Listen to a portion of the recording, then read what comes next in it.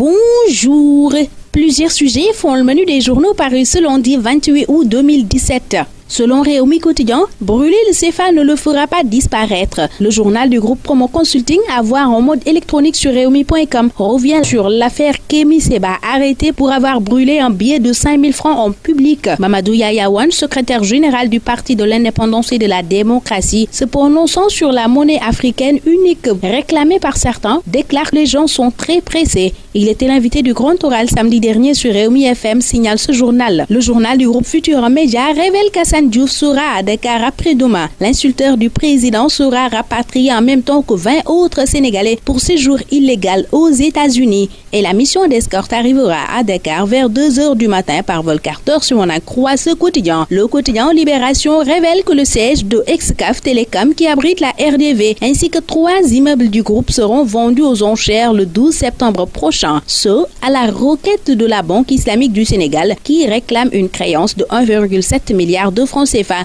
au groupe dirigé par Sidi Diagne. Mahmoud Saleh, se prononçant sur la plainte de Y'en a marre et compagnie contre l'État dans Libération, estime que la réplique doit venir de la jeunesse républicaine. Aussi, cette jeunesse, selon Mahmoud Saleh, doit être davantage responsabilisée. Le responsable principal de la coalition au pouvoir se prononce sur la défaite de Benno Bokk Yakaar à Touba dans l'Observateur. Macky Sall déclare qu'ils ont fait vivre à Cheikh Abdou Bali des moments difficiles. L'on retrouve le même Macky Sall à la une de Direct Info qui informe qu'un chamboulement total du gouvernement est en vue. Les Échos voient pendant ce temps que Petrosen s'embourbe dans des tâtonnements. Ce journal révèle que l'ARMP vient de bénir une capitalisation de la procédure de passation du marché relatif à l'assistance technique pour l'évaluation des réserves de gaz et pétrole et développement des gisements sous réserve de prouver l'existence de crédits suffisants pour faire face au coût des prestations envisagées. Et les Échos estiment que la gestion du secteur pétrolier est de plus en plus erratique. Ce journal va même plus loin en soutenant que le tâtonnement dont fait montre le gouvernement du Sénégal dans le secteur pétrolier fait peur. Il y a de quoi avoir peur, semble dire l'AS qui affirme que le cancer du col de l'utérus décime les femmes. En effet, d'après ce journal, 7000 cas et 795 décès sont enregistrés par an. Le décès d'Aliou Ardo Sadio Sow est toujours d'actualité dans Sud Quotidien. Ce journal rapporte l'ultime hommage du Sénégal et du Mali aux bâtisseurs. Le pont de l'émergence rebaptisé Aliou Sow. C'est le quotidien qui nous l'apprend. Le journal de Madiambal Diagne rapporte aussi les confidences de Macky Sall à Taïf. Le chef de l'État a soutenu que Darou Khoudoss a été sa porte d'entrée au mouridisme. Après les vacances du président, le temps des condoléances. Titre par conséquent l'AS, journal qui signale que le président était à Touba et Taïf. Avec son homologue malien Ibeka, il a aussi assisté à la levée du corps d'Aliou Sow si on en croit ce journal. Le journal Enquête propose un dossier sur les femmes qui se mettent au vol à l'approche de la Tabaski et révèle que le marché HLM est le terrain de chasse des voleuses à la sauvette et autres professionnels. D'après le sociologue Mamadou Wan, il n'y a pas qu'une féminisation du vol, il y a une féminisation de tout